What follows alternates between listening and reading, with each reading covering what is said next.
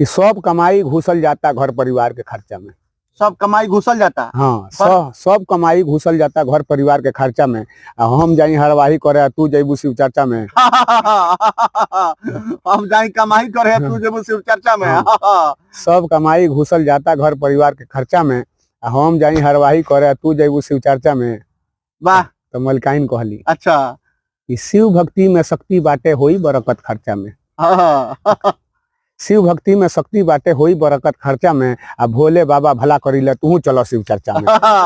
मौके कहता रही। हाँ। तू चलो शिव चर्चा में। हाँ। तब दोनों जना के जब बतिया हम रख दलवन में गलत कमेंट कइले काजो करत। बिल्कुल बिल्कुल तो सुनल जाओ। तो जब मलकाइन कहली त ई कहले कि ना जूता ना वस्त्र बदन पर खून पसीना एक भइल। मेहनत करत करत दिन रात एक कदल बानी। पति मेहनत दिन रात एक कोइले बाड़े।